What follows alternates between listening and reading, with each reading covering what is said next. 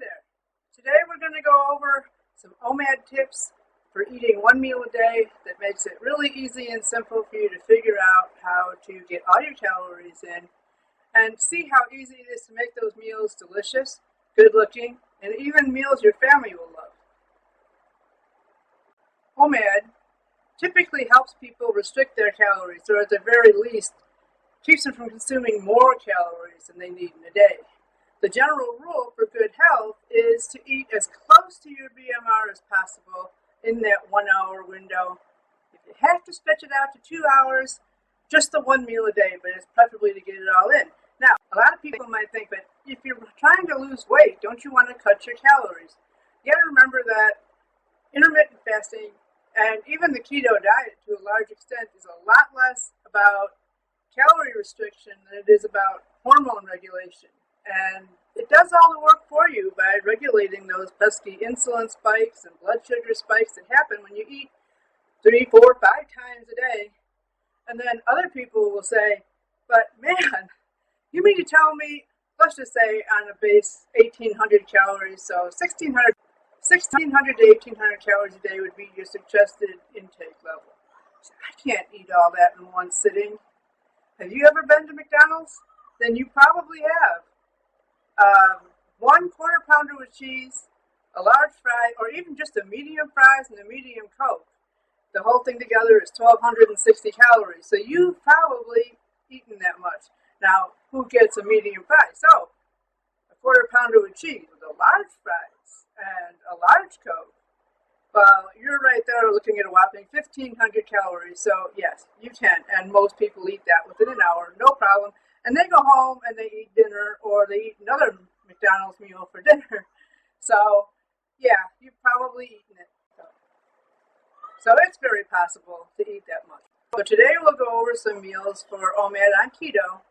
Now, there are plenty of variations for people who just want to do low carb or carnivore, or don't even want to follow a specific meal plan, just want to do the one meal a day. But you still get the idea of what you can have on a plate full of food that will give you the nutrients and calories you need to be healthy and to follow the diet and to stick with it because they're good and they're easy and it makes eating enjoyable. Before we get started, if you could just take a minute to hit that like and subscribe button. And also, if you're looking for keto recipes because you're stuck and you can't figure out how to make foods that taste good and look great, check out the link in the description below, and you can get your free ebook. And they look like this, these recipes up here, and they taste great. And so let's get started. First, people will say, why would I want to eat just one meal a day? Well, it's really easy. It's one of the easiest ways to diet, and it's free. And it saves you money because you're not spending all that money at the grocery store to buy 3 meals worth of food plus snacks and everything else that you might want to normally eat in the course of a day. It's easy, saves you a lot of time because you're not cooking 3 times a day or more. You're not cleaning up after yourself in the kitchen 3 times or more. Most of all, it's really beneficial to your health. It's an excellent way to support weight loss. That's obvious. I mean, that just kind of stands to reason. But there's a lot of stuff inside that it really helps with, too. It helps get rid of fatty liver disease. It helps control blood sugar, insulin spikes. It helps heal your pancreas from overproducing insulin for years and years and years. So it's also been said that it could possibly even retard the growth of cancer cells and even help with that loose skin that you might have after losing a lot of weight because it triggers autophagy, which is it is not, people think, oh, the body is going to eat itself. It's going to eat the good stuff. No, it's going to look for the dead cells, the damaged cells, like the cancer cells that you don't want, and it's going to take care of those and get rid of those first. Now, it can be difficult to go 23 hours without eating, especially if you're just starting out. So really, it's a good idea to practice getting into the swing of things with the slower intermittent fasting schedules, starting with 16-8, where you just skip breakfast, you eat your dinner, you don't snack at night, you go to bed, you get up, you skip breakfast, and at lunchtime, you eat. That's pretty easy. And then you eat a dinner. You don't eat in between lunch and dinner, but you eat dinner, and then you start the whole process over again. And then as you get used to that, and it gets easy, and it really does. It really gets easy. And you get used to that, then you can start stretching that out every, 2 hours every couple days, go to 18-6, so you fast for 18 hours, and then your eating window is 6 hours, and then you continue on that way until you're used to it, and then go to 18 fasting, and then go to 20 fasting, 4 hours eating, then 22, 2 hours eating, and then 23, and that's OMAD. 23 and 1 hours of eating is technically OMAD. Okay. Sleeping counts, so you don't have to, go to bed for 8 hours, and then I got to keep going for, no. Sleeping counts. Your body is still doing all this. It's breathing, your heart's beating, it's digesting whatever it should be in there. Shouldn't be in there by then, but it might be in there still. Your body is still going through all the motions. You're just not up and moving. It counts. Okay.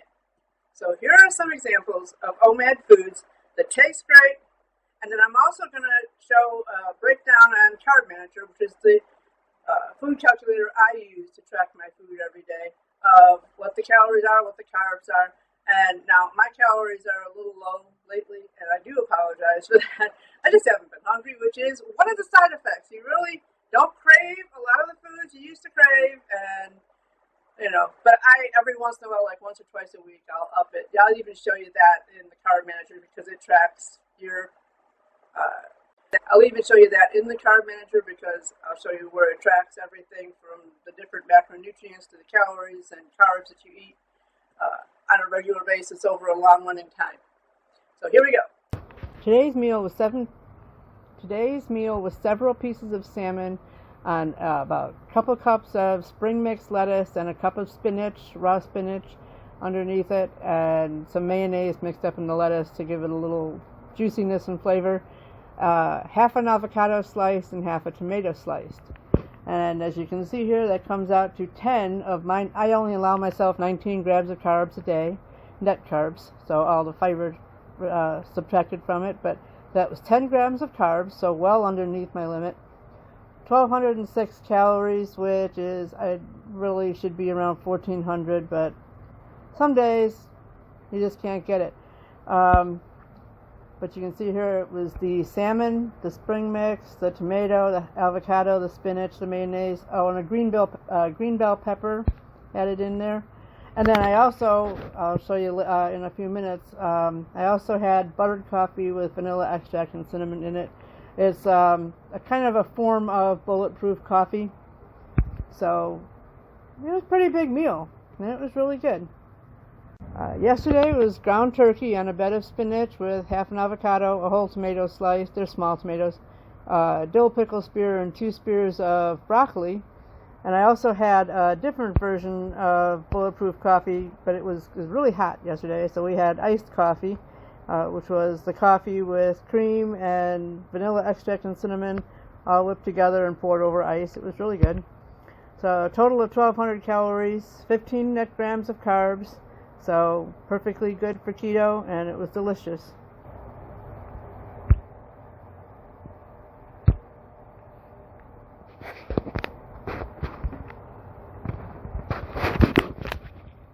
Okay. This one was kind of a mixed together salad, but it was ground beef with the spring mix and the spinach, some mayonnaise for dressing. I always use mayonnaise instead of salad dressing because it doesn't have the sugar in it that most of the store-bought dressings have, and then the low-fat ones kind of defeat keto. So I stay away from that and just use a little bit of mayonnaise to give it a little flavor. Or you could also use a little avocado oil or olive oil and a little vinegar if you like to mix it up. Oil and vinegar, that's a good one, but I prefer a little bit of mayonnaise. Yellow bell pepper, butter coffee again, so that's my bulletproof coffee. And so it was only 10,000 calories. That was a low day. This was too low. I'll be right up front with you, that's too low. But I was full and I've been really busy lately, so I'm going to make that excuse. And I just didn't get enough calories in that day. But still, 13 grams of carbs. Okay, this one is one of my favorites, and I do this when I'm all alone. My husband's at work, and I just need something I can eat for lunch really fast. Obviously, again, it's pretty low in calories, but it fills me up for lunch, and I don't have to worry about anything for the rest of the day. It's tuna salad, so it's tuna and mayo, and a bed of spring mix lettuce and spinach with a cucumber and tomatoes and Hellmann's mayonnaise, and well, I had a pickle on the side. And I also had my butter coffee. I also had some fast keto microwave bread, which is so easy, and so I'm going to do another video down the line that shows how to make this. It is so fast and so easy, and it tastes really good. I'll make that in the next couple days, so keep an eye out for that. But yeah, we had 13 grams of carbs and 951 calories. So, but as you can see, that my macros are all in line when I do this. My carbs are just a little bit over, but not much. It should be 5%, 69% fat, 26% protein. So it's in the keto ranges.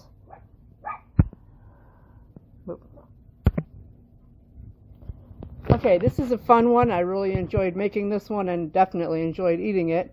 It's some sliced zucchini and some sliced tomatoes. Both had a little mozzarella cheese sprinkled on them, and they were baked. And then, what was it, about 12 jumbo shrimp. And then I had a portobello mushroom that was stuffed with ground beef and mozzarella cheese, and it was really, really good. So, yeah, also I sprinkled a little bit of nutritional yeast on the ground beef. I tend to do that quite often when I have ground meat because it's really easy to put on there and it kind of blends in with it. It has a little bit of a cheesy taste, but you don't really taste it too much. Very good for niacin and all the B vitamins. It's really delicious and good for you. Total 16 grams of calories. 16 grams of net carbs. 1180 calories. So you're getting a little closer to 1200. Still not. Don't do as I do. Do as I say. You should eat at least 1200 calories and close to your BMR. Okay, so this is ground beef again. I like ground beef. It's easy to prepare. You can do so many things with it. It's high in fat, high in protein, no carbs, so it makes a great keto dish.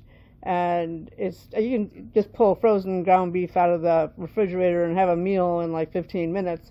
So it's ground beef. It's on a bed of spinach. It's got a little mayonnaise in it on the spinach, and then it's got some shredded cheese on top and some red bell peppers and some asparagus on the side.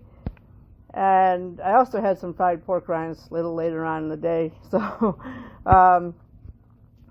and it's got nutritional yeast sprinkled in it. So it's got 10 grams of carbs for the day. Because let me give you a little tip here.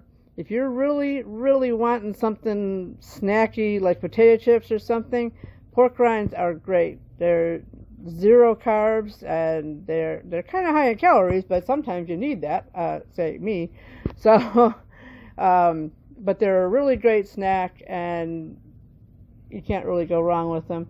So 10 grams of net carbs and 145 grams of protein. It was a high protein day because of the ground beef and the cheese. So 1,300 calories and great meal. Okay, this meal was salmon again. I try to have salmon at least twice a week. Why? It's a delicious meat. It is high in protein.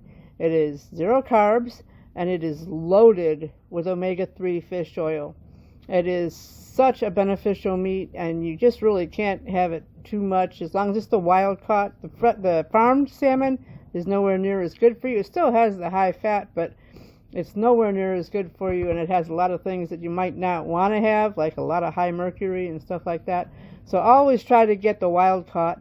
I also had whole bunch of cauliflower. I had the whole head of cauliflower. I was by myself again that day. My husband was working a lot this week. So I had the whole head of cauliflower, a little butter on it, the salmon. I can't do without that butter, coffee. And it's really good for me when I really don't get enough calories all the time, so it really boosts the calories up.